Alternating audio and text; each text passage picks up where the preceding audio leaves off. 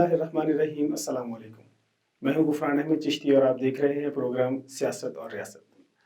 آج کے پروگرام میں ہمارے ساتھ گیسٹ ہیں ایس ایم راشد صاحب، سینئر جرنلسٹ ہیں اور اینکر پرسن ہیں۔ ان سے ہم آج کی گفتگو کا آغاز کریں گے کیونکہ اس پروگرام میں ہم پاکستان کی موجودہ سیاسی صورتحال کے اوپر گفتگو کرتے ہیں۔ تو گفتگو کا آغاز کرتے ہیں۔ راشد صاحب، welcome to the show. Thank you, السلام علیکم۔ وعلیکم السلام۔ اچھا راشد صاحب، یہ وزیر اعظم نے KPK کے 3 وزراء کو ان سے عہدے واپس لیے، پھر ملاقات کی اور پھر کہا کہ ان کو ایک چانس دینا چاہیے۔ آپ کی اس کے بارے میں کیا رائے ہے؟ دیکھیں، جب آپ نے واپس ہی لینا تھا یا ان کو حوصلہ دینا تھا واپس آنے کا، تو آپ نے نکلوایا کیوں یا نکالا کیوں؟ یہی پرابلم ہے عمران خان کی حکومت میں کہ جو فیصلے سوچ سمجھ کے کرنے والے ہیں یا پہلے کرنے والے ہیں وہ بعد میں کرتے ہیں۔ تو تھوڑی سی اس میں ہم مارجن دے سکتے ہیں ان کو کہ وہ پہلی بار بنے ہیں پرائم منسٹر آف پاکستان، کہیں وزیر نہیں رہے، کہیں کسی عہدے پہ نہیں رہے، تو مطلب غلطی ہو رہی ہے اور ہوگی ابھی اور ہوگی۔ لیکن اس میں عمران خان کے ساتھ جو ڈرا بیک ہے وہ یہ کہ انہوں نے کوئی ایسی ٹیم نہیں رکھی اپنے ساتھ جو ان کو یہ اونچ نیچ فیصلے اس میں مشورہ دے کر کے اور بر وقت فیصلہ کیا جائے، سوچ بچار کے بعد کیا جائے کہ آپ نے آج ایک کو نکال دیا اور پھر آپ نے کہا نہیں آ جاؤ۔ تو یہ جو تینوں وزراء ہیں یہ عمران خان کے ہراول دستے میں شامل تھے، یہ کافی انہوں نے KPK میں کام کیا ہے ایجوکیشن پہ، ان کی کارکردگی تو بہت اچھی تھی۔ پھر اچانک کیا ان کو ایسا محسوس ہوا کہ انہوں نے ان سے وزارتیں واپس لیں؟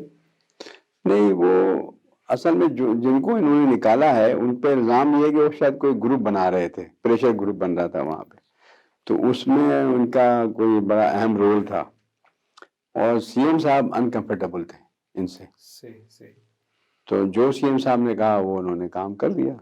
یہ تو عمران خان کے بھی پتہ تھا کہ ان کے خاص آدمی ہیں، لیکن وزارت کی کرسی میں یہ خرابی ہے کہ جب آپ وزیر اعظم بن جاتے ہیں تو ہراول دستہ ہو یا کوئی اور ہو وہ امپورٹنٹ نہیں ہوتا۔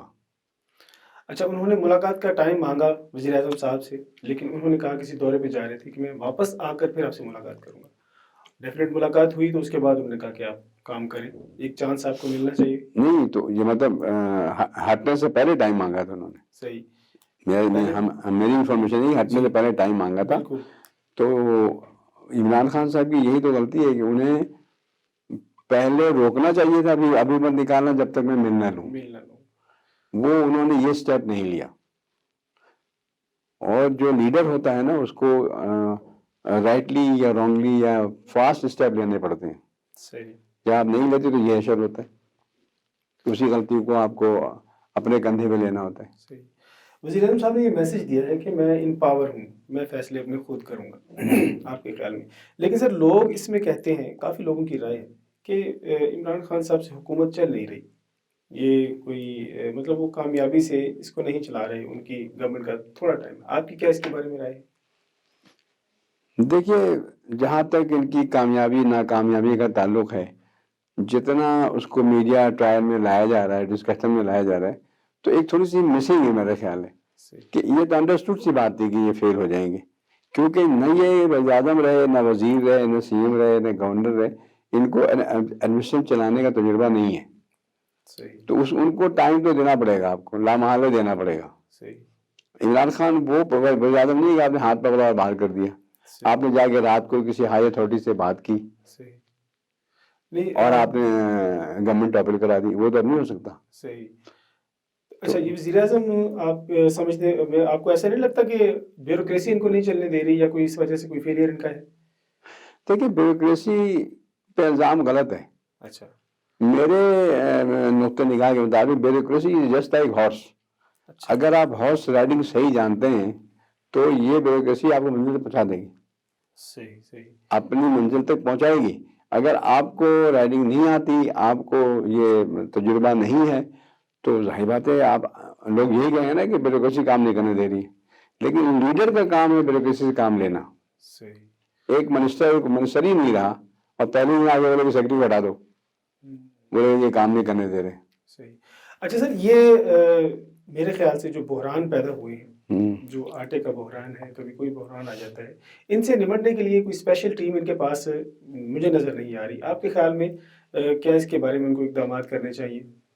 دیکھیے عمران خان کی یہی تو پرابلم ہے، جو اقدام فوری کرنا چاہیے اقدام اس کو، وہ ڈیلے کر کے کرتے ہیں. صحیح. مطلب آٹے کا بحران، اب اس پہ سوچنے لگے کہ پولیٹیکل ہے کہ نون لیگ کی لوگوں نے، بڑے خواہوں نے یہ دھندا کیا ہے، اس پارٹی والوں نے کیا ہے.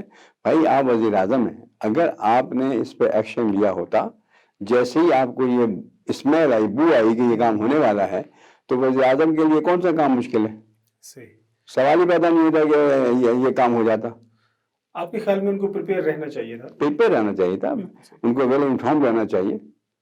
ان کی ٹیم تو جیسے وہ کہتے ہیں کہ بڑی قابل ٹیم ہے، بڑی تجربہ کار ٹیم ہے، لیکن وہ اس طرح وہ جو ہے نا وہ نہیں دے رہی، رزلٹ نہیں دے رہی ان کی ٹیم.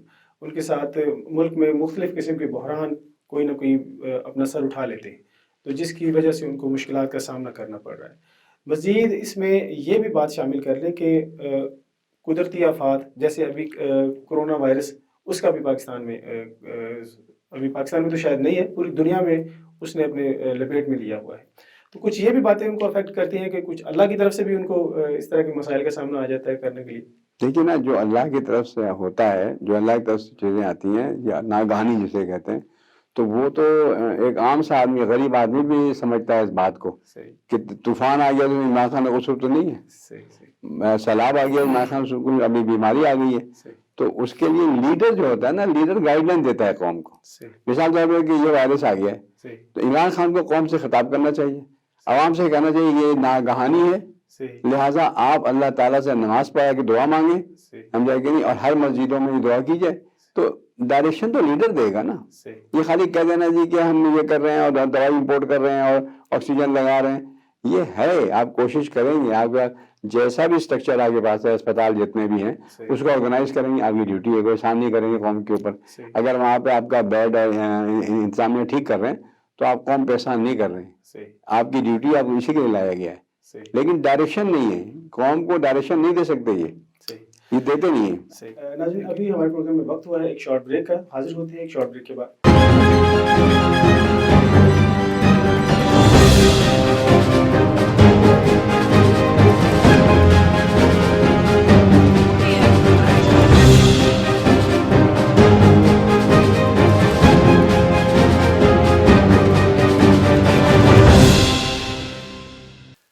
ویلکم بیک ناظرین، پروگرام کو دوبارہ شروع کرتے ہیں. راشد صاحب، یہ بتائیے کہ آخر اس بات کا حل کیا ہے؟ حکومت کس طرح اپنی جو ہے وہ کارکردگی بہتر بنا سکتی ہے، کس طرح آؤٹ پٹ دے سکتی ہے کہ لوگ یہ ماننے پہ مجبور ہو جائیں کہ واقعی انہوں نے جس حکومت کو ووٹ دیے ہیں، جن کے لیے انہوں نے اتنا لمبا دھرنا سارا کچھ ان کو لے کے آئے ہیں ووٹ دے کے، تو وہ بہتر کارکردگی کر سکے. آپ کے خیال میں کیا اقدامات ہونے چاہیے؟ پہلی بات تو یہ ہے کہ جو آپ کہیں وہ آپ کریں. صحیح. اوور کمٹمنٹ آپ نہ کریں، آپ پہلے کر چکے ہیں بہت. صحیح. ٹھیک ہے نا، لہٰذا اس کمٹمنٹ میں سے اگر 2 چیز بھی پوری کر دیں تو قوم کو صبر آ جائے گا اور قوم سمجھ جائے گی کہ آپ کا تھاٹ بھی اچھا ہے، آپ میثاق مدینہ پہ جا رہے ہیں. لیکن اتنی بڑی بات عمران خان نے کر دی، اچھی بات کی، اپریشیٹ کرتا ہوں، لیکن اس کو کرنے سے پہلے کچھ اقدامات کرنے چاہیے تھے. مثال کے طور پہ ساہیوال کا ایک حادثہ ہوتا ہے، سارے میڈیا، سارے چینل یہ بات کہہ رہے ہیں کہ یہ پولیس والوں نے جان کر مارا ہے. تو آپ پہ کیا لازم تھا؟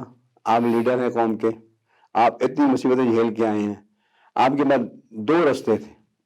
سپریم کورٹ، ہائی کورٹ جو رولز آف لا ہیں اس کے تحت آپ نے یہ کیا تھا، لیکن آپ کو کوئک ایکشن لینا چاہیے تھا. آپ اسلامی کونسل جو آپ کی ہے اس کو بھی آن کرتے. مطلب پرمیشور کا وہاں پہ کیس پہنچ گیا، کمیٹی بن گئی، جو مر گئے روڈ پہ ان کے لیے آپ وہاں کیس کیوں نہیں لے گئے؟ آپ 1 ہفتے میں ٹرائل کر کے پھانسی دے دیتے ان کو. جب تک سزا سخت نہیں ہوگی، آن دا اسپاٹ نہیں ہوگی. اگر آپ انگریزوں کے بنائے ہوئے قانون پر وعدہ، گواہی، شہادت، وہ تو بک جاتے ہیں، وہ تو غائب ہو جاتے ہیں، کہتے جی کہ معافی مانگ لیتے ہیں، وعدہ گواہ بن جاتے ہیں. تو آپ جب اسلامی لا کی بات کر رہے ہیں، جب میثاق مدینہ کی بات کر رہے ہیں، تو آپ میثاق مدینہ پہ تو کھلا نظام ہے بالکل. اللہ کا قانون ہے وہاں پہ، قرآن شریف کی ہدایت ہے. آپ جتنے عالم فاضل لوگ ہمارے موجود ہیں، مفتی موجود ہیں، آپ ان کو بیٹھاتے، گواہی لیتے، اسلامی قانون کے تحت آپ اس کو پھانسی دے دیتے. تو کیا ہوتا کہ آپ کا ویژن جو تھا نا وہ عوام تک ٹرانسفر ہوتا کہ ہاں اب یہ اسلامی لا انجیکٹ ہو رہا ہے پاکستان کے اندر. دو قانون نہیں چل سکتے.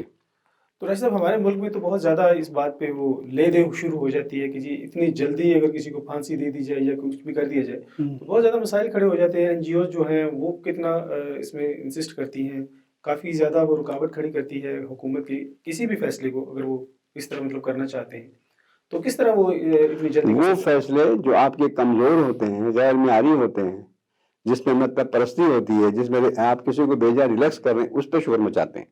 اب پارلیمنٹ شور نہیں ہو رہا ہے، پارلیمنٹیرین یہی کہہ رہے ہیں کہ میرے پاس ایک ہی حل ہے کہ آپ آن دا اسپاٹ پھانسی دے دیں. اب آئے ہیں، اب پارلیمنٹیرین اس حق پہ آ گئے ہیں، یہ آواز اٹھا رہے ہیں پارلیمنٹ کے اندر. آپ نے دیکھا ہوگا لاسٹ ویک جو ڈبیٹ ہوئی تھی اس میں MLA نے خود کہا تھا کھڑے ہو کر کے کہ ہمیں آن دا اسپاٹ ڈیسیژن لینا چاہیے، اور جو چیز گناہ ہے، قتل ہے، غارت ہے، ریپ ہے، آپ آن دا اسپاٹ، ایک آدمی نے گولی مار دی، اب آپ اس کا 6 مہینے ٹرائل کرتے ہیں، 6 مہینے میں بہت ساری چینجز آ جاتی ہیں، گواہ بھاگ جاتے ہیں، پریشرائز کرتے ہیں، جس کا قتل ہوا ہے اس سے معافی مانگ لیتے ہیں یا خون بہا دیتے. بھائی تو اس کو آپ 10 دن میں کریں نا، بائنڈنگ کریں نا کہ 10 دن میں گواہی پوری ہونی، یہ وہی ہو سکتی ہے. شریعت کورٹ میں یہ بات ہو سکتی ہے. شریعت کورٹ کو مضبوط کریں، کیونکہ آپ کو تو کوئی منع نہیں کر رہا ہے نا.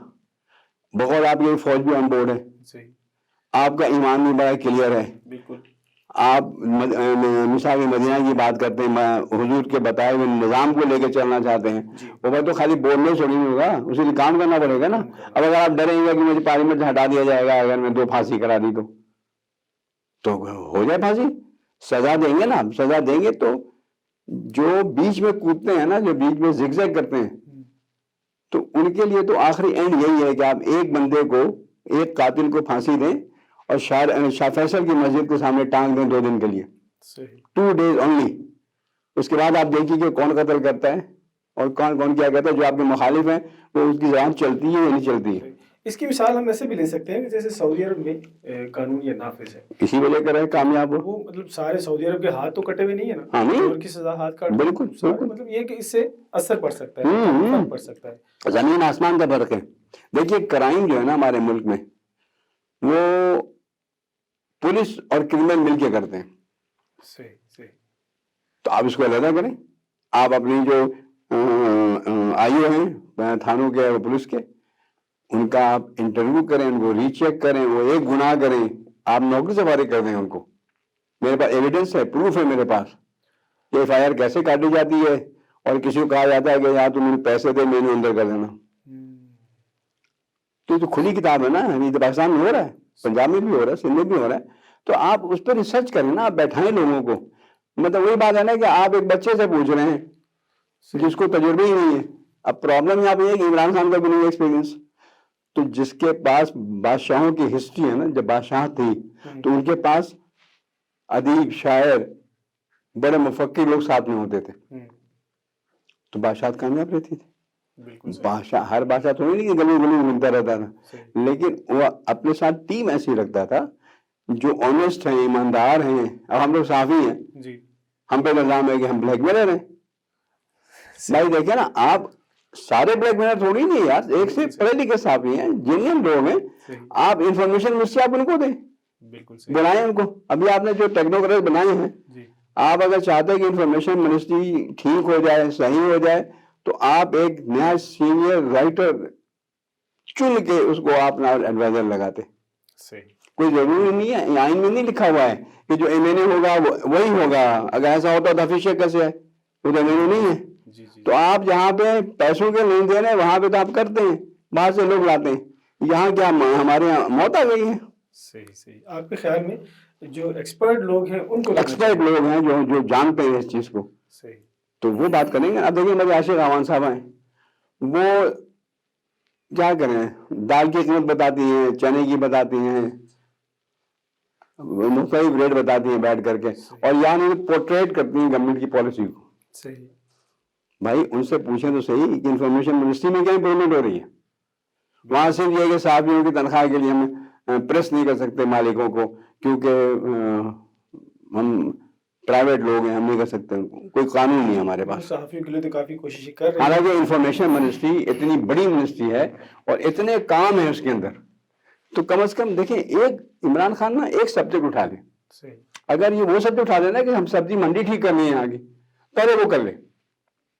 अच्छा, आपके ख्याल से स्टेप बाय स्टेप सारे काम होने चाहिए और वन बाय वन आप करें भाई। यार देखिए, जिस मुल्क का निज़ाम, ट्रैफिक निज़ाम ठीक ना हो, दुनिया में स्कॉलर ने लिखा है कि अगर किसी मुल्क में आप पहुंचेंगे तो सबसे पहले उसकी कार पार्किंग देखें और आपका ट्रैफिक का निज़ाम देखें। ठीक है ना?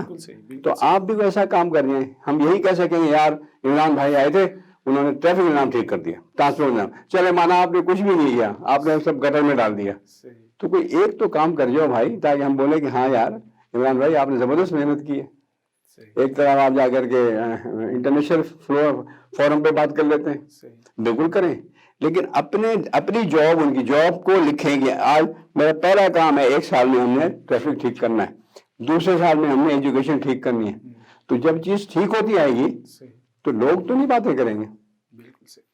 ये क्वेश्चन ये है। शुक्रिया सर, बहुत मेहरबानी, आप हमारे प्रोग्राम में तशरीफ लाए।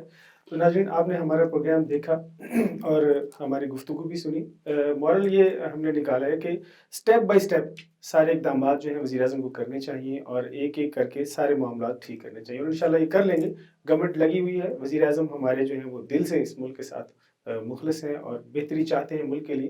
अगले प्रोग्राम तक के लिए अपने मेज़बान गुफ़रान अहमद चिश्ती को इजाज़त दीजिए। अल्लाह हाफ़िज़।